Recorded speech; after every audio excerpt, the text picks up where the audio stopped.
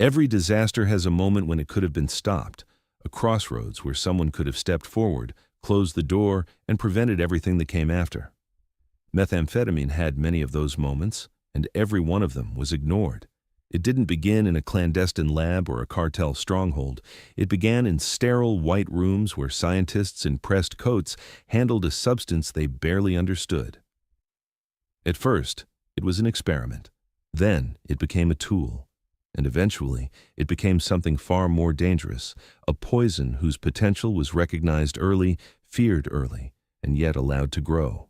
As the decades passed, this chemical slipped deeper into the machinery of the world. Militaries weaponized it, corporations profited from it, doctors prescribed it, criminal empires perfected it, and each group, in their own way, made a choice, sometimes quietly, sometimes knowingly, to keep this substance alive even when they understood exactly what it could do. That is what makes this story frightening. Not just the destruction that methamphetamine creates today, but the decisions in the past, calculated, deliberate, and chilling, that nurtured it, protected it, and set it loose across generations. Before we step deeper into this history, one filled with buried warnings, hidden motives, and consequences that still ripple through the present, subscribe and let me know in the comments where in the world you're watching from. These long-form investigations take time, and your support brings stories like this to light. Now, steady yourself. Because as we uncover the truth behind this poison, you'll see that the scariest part isn't how methamphetamine spread. It's why it was allowed to. It begins, as so many tragedies do, with good intentions. Long before methamphetamine became the ruin of rural towns, the fuel of criminal empires, and the shadow behind so many haunted eyes, it was simply a chemical curiosity, a creation of scientific ambition.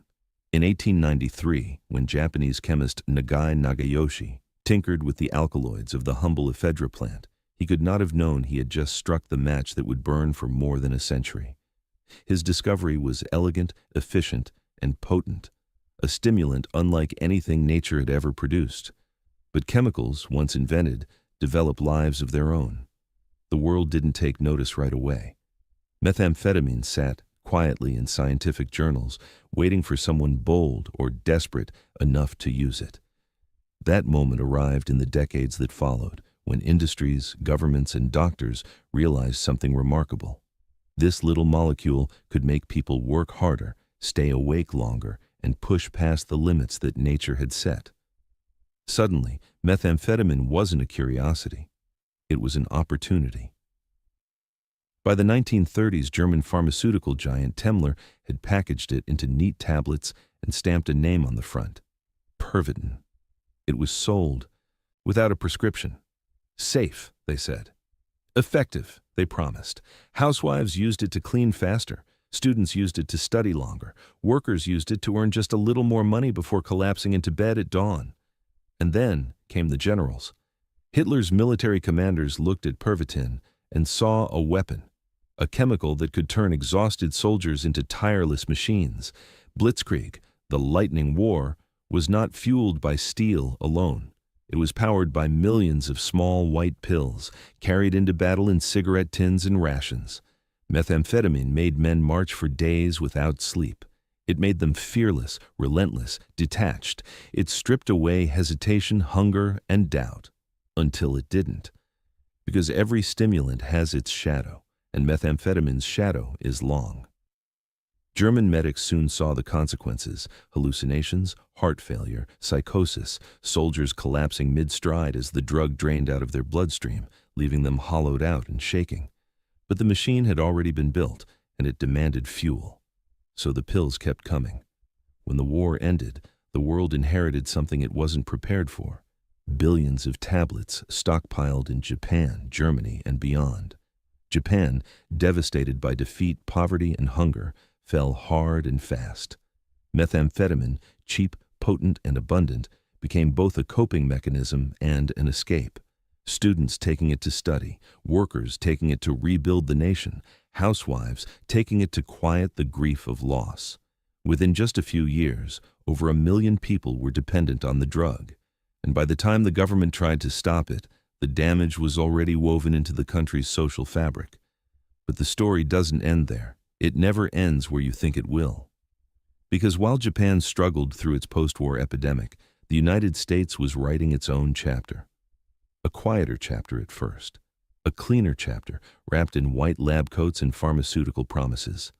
Amphetamine pills, dexedrine, benzedrine, and yes, even medically pure methamphetamine in the form of desoxyn were prescribed for everything: depression, fatigue, obesity, difficulty concentrating, weight loss.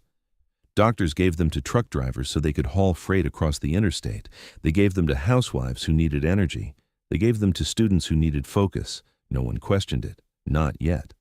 This was, after all, the chemical age, and America loved chemicals that made life easier.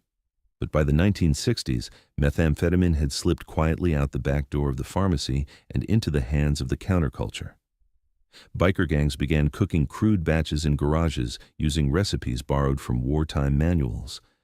The Hells Angels discovered that a small lab could keep an entire network supplied. The high was cheap. The ingredients were easy to find. The profits were good. What wasn't good, what no one fully understood at the time, was the drug itself.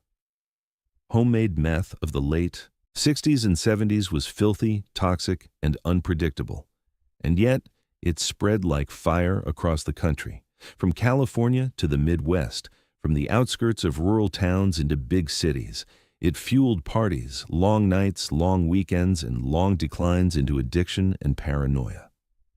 By the 1980s, meth had become something else entirely: a street drug, a survival drug, a poison masquerading as a friend. And just as American enforcement began cracking down on small domestic labs, something even more powerful stepped into the vacuum: the rise of industrial-scale production in Mexico. Superlabs, run by cartels with money, manpower, and chemical expertise, began pumping out methamphetamine purer than anything the world had seen. Not 40% pure, not 60% pure, but 90%, 95%, nearly pharmaceutical-grade crystal. It hit the American market like a tidal wave. Rural towns collapsed under the weight of addiction. Entire counties saw 5% of adults hooked. Meth-related child neglect cases skyrocketed. Police forces became overwhelmed. Hospitals ran out of beds. And the drug only became cheaper as purity rose. This was not the biker meth of the 70s. This was a new beast, stronger, sharper, more destructive. A stimulant so intense that long-term use didn't just alter brain chemistry, it rewrote it. And that brings us to the heart of this story: the poison they never stopped selling. Because despite everything, despite the ruined towns, the broken families, the neuroscience showing irreversible changes in the brain, methamphetamine never truly left the legal world that created it. It still exists in pharmacies today. It still has a name. It still has a prescription label: desoxyn, prescription methamphetamine, approved by the FDA, dispensed in child-proof bottles. A reminder that the line between medicine and poison is thinner than we like to believe. And so the question becomes, how did we get here? Why didn't we stop this earlier? Why didn't we see the destruction coming? Or perhaps the darker truth, did we see it and simply look away? To understand how methamphetamine survived every crackdown, every moral panic, every public health disaster, we have to travel into the shadows where chemistry and capitalism intertwine. Because meth was never just a street drug. It was, from the very beginning, a product. And products adapt. When the biker gangs lost access to key ingredients, they improvised. When the U.S. government restricted pseudoephedrine sales, small-time labs shut down. But the cartels expanded. Each law reshaped the landscape, but never eliminated the drug. It simply forced evolution, and the result was catastrophic. By the late 1990s, Mexico had become the epicenter of global meth production. Cartels, first the Guadalajara cartel, then Sinaloa, then CJNG, built networks that could source precursor chemicals from overseas, ship them to remote compounds, manufacture enormous quantities of meth, and smuggle it north through an endless web of routes. And they did it with ruthless efficiency. Methamphetamine became one of the easiest illicit drugs to mass produce. It didn't require farmland like cocaine. It didn't need poppy fields like heroin. It needed chemicals. Chemicals that could be bought, smuggled, mislabeled, repurposed.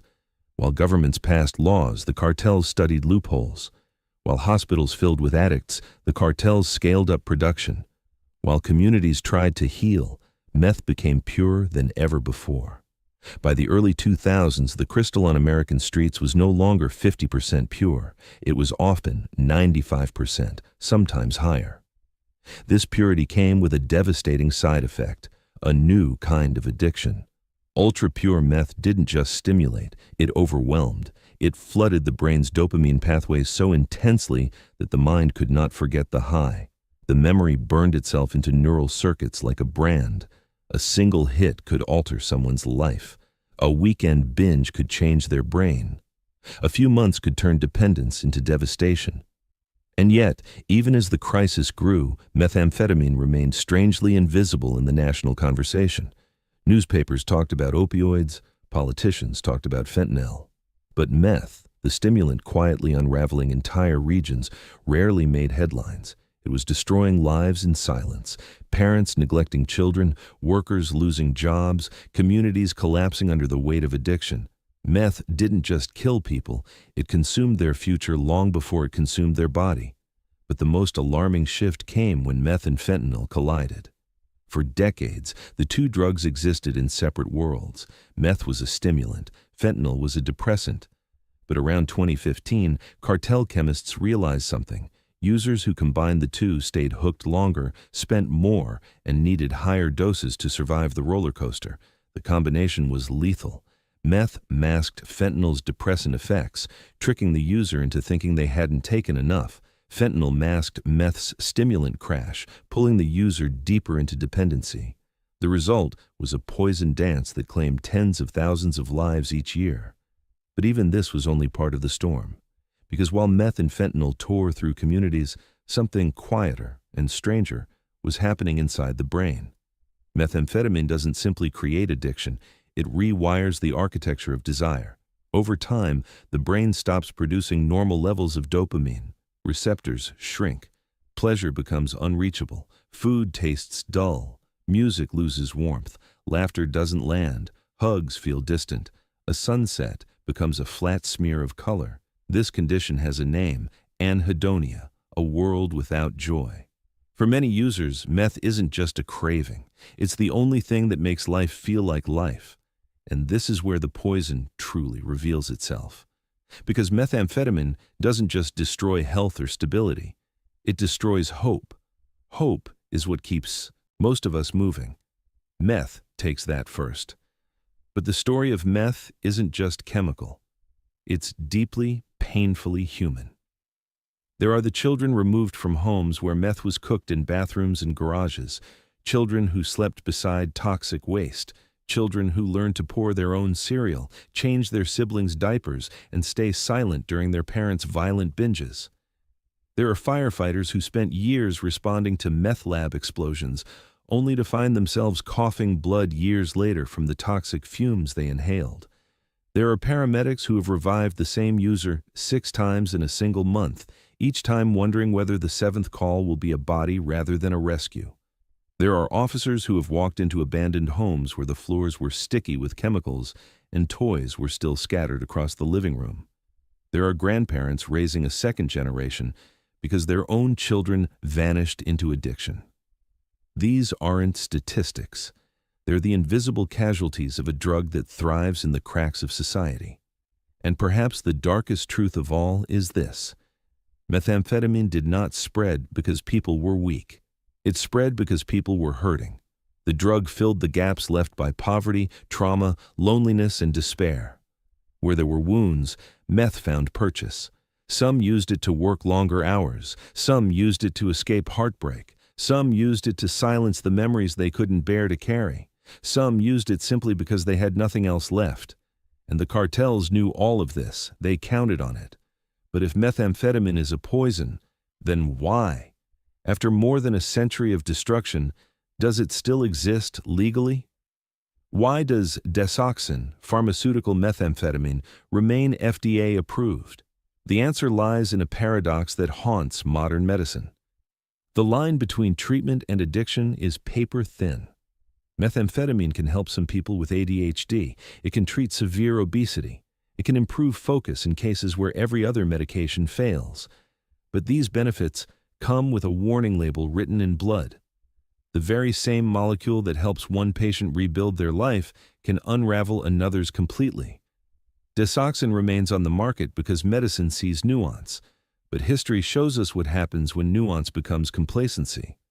Because methamphetamine may be a medicine on paper, yet its shadow is longer than any clinical trial could measure. If methamphetamine were only a chemical, this crisis might have been contained. But meth is not just a drug, it is an economy. A global, adaptive, deeply entrenched economy built on desperation, demand, and the cold precision of industrial chemistry. To understand the modern epidemic, we must step into the world of the cartels, the shadow corporations that manufacture, refine, and export the purest meth the world has ever seen. Today, the two dominant forces are the Sinaloa cartel and the CJNG, the Jalisco New Generation Cartel. Sinaloa, once led by the infamous El Chapo, built the foundation: super labs, cross-border tunnels, shipping routes hidden inside legitimate cargo, chemical suppliers in China and India. But CJNG perfected the system. Where Sinaloa used tradition, CJNG used innovation. Their chemists are trained, their labs are industrial, and their willingness to escalate violence is unmatched. They study precursor restrictions the way a business school studies market trends. When one chemical is banned, they pivot to another. When the U.S. restricts pseudoephedrine, they shift to phenylacetic acid. When that gets flagged, they find yet another workaround. Chemical prohibition is a speed bump. Cartel chemistry is an engine. A single superlab can produce hundreds of kilograms of meth in a week, enough to supply entire states. The supply is so enormous, so consistent, that the price of meth on the street has dropped while purity has climbed. This is unprecedented in the world of illicit drugs, and it is catastrophic. Cheap meth means widespread availability. High purity means faster addiction. Mass production means no shortage, ever. And behind these operations is violence on a scale difficult to imagine. Entire towns in Mexico have been emptied, their residents displaced by cartel control. Police chiefs are assassinated days after taking office. Journalists vanish. Mayors are executed in public squares as warnings. In some regions, the cartels provide infrastructure, enforce their own laws, and act as the unofficial government. It is a narco-state within a state, and methamphetamine is one of its primary currencies. But the violence does not end at the border. It flows outward in invisible waves. It arrives in American neighborhoods through the back door, disguised not as gunfire, but as addiction, homelessness, crime, broken families, and overwhelmed hospitals. Because methamphetamine is not simply imported, its consequences are exported back into the communities that consume it. Small towns across America, once stable and self-sufficient, now struggle to keep schools open, staff police departments, fund treatment centers, maintain housing, and keep their populations from slipping into generational despair. Where meth takes hold, the social fabric unravels. You see it in boarded-up homes with blacked-out windows. You see it in children entering foster care with nothing but a backpack. You see it in emergency rooms filled with patients who haven't slept in days. You see it in the haunted look of someone who can't feel joy anymore. This is the quiet collapse that doesn't make national headlines, the collapse that spreads not with explosions, but with whispers. But behind the scenes, another tragedy unfolds: the toll on first responders. Police officers called to homes where paranoia has turned violent, firefighters entering houses thick with toxic fumes, paramedics reviving the same users again and again, hoping this won't be the time they fail. Some first responders develop PTSD, some burn out, some turn to substances themselves, unable to process the things they've seen. Meth doesn't just break users, it breaks the people trying to save them. And all the while, a myth persists, a myth that meth is a choice, that addiction is a moral failure, that people who fall into this world deserve what happens to them. But the truth is far more complicated. Methamphetamine thrives in the cracks of society: poverty, trauma, loneliness, generational pain, untreated mental illness. It is not a drug people seek for pleasure. It is a drug people seek for relief. Relief from exhaustion, relief from grief, relief from emptiness, relief from a world that has offered them so little comfort. Meth is the promise of energy when your body gives out, the promise of confidence when your mind collapses, the promise of connection when you feel utterly alone. And like all false promises, the bill eventually comes due, with interest. But even in the darkest corners of this story, sparks of hope quietly glow.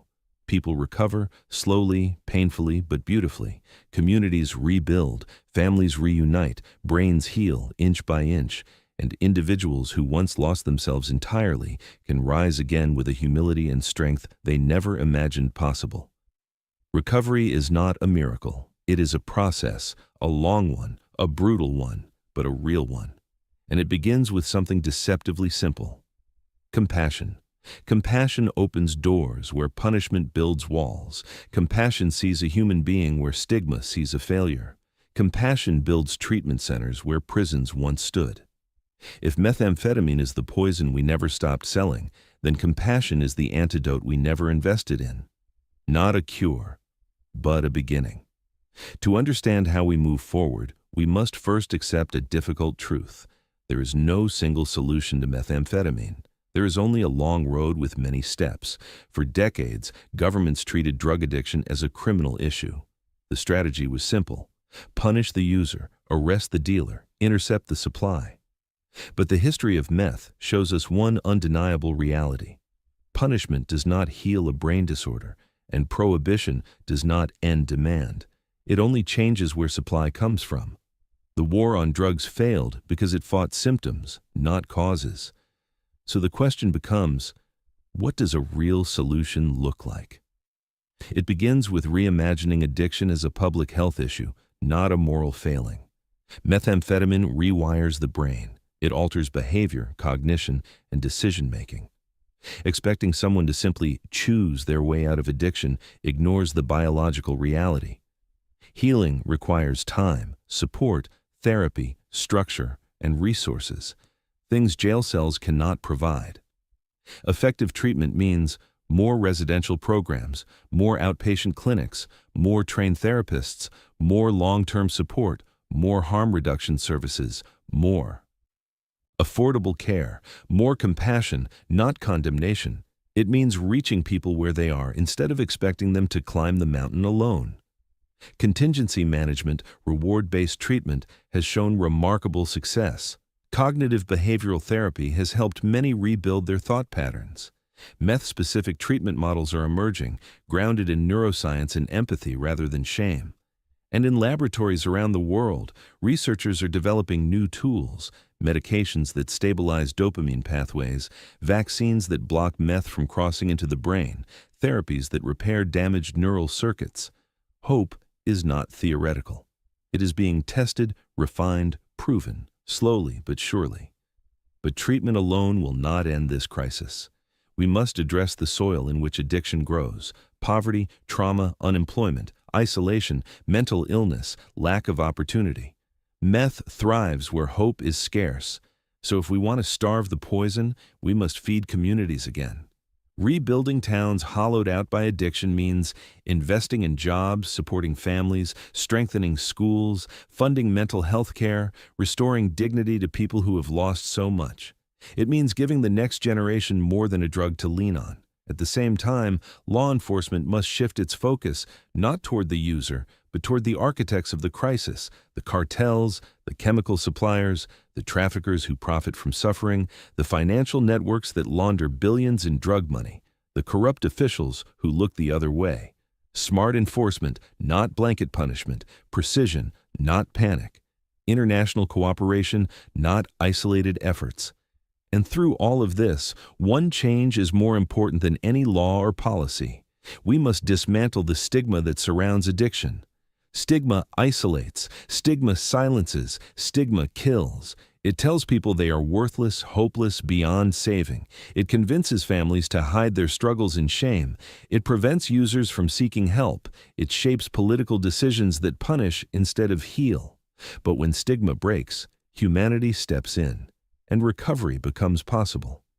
Because behind every meth story is a person, a life interrupted, but not ended, a heart still beating, a mind still capable of healing, a future still open, even if the path is hard. There is the mother who regains custody of her children after years of using, the father who chooses sobriety because he wants to live long enough to see his son graduate, the young woman who discovers her voice, her art, her purpose after escaping addiction, the former user who becomes a counselor, guiding others through the darkness they once knew too well. These are the stories the statistics never show. These are the reasons we cannot surrender to despair. The molecule Nagai synthesized in 1893 still exists. It will always exist. But the power it holds, that is something we can change. Not by pretending it will disappear, not by locking up everyone who touches it, but by building systems that heal instead of punish, support instead of condemn, uplift instead of abandon. We cannot unmake the poison, but we can reduce its reach. We can shield the vulnerable. We can guide the lost. We can rebuild what was broken. We can, little by little, walk toward the light. And maybe that is enough. Thank you for joining me on this long, difficult journey into the hidden history and ongoing reality of methamphetamine. If this story opened your eyes, if it gave you understanding or perspective, please share it. Your support helps keep these deep dives alive. Take care of yourselves and take care of each other. Always.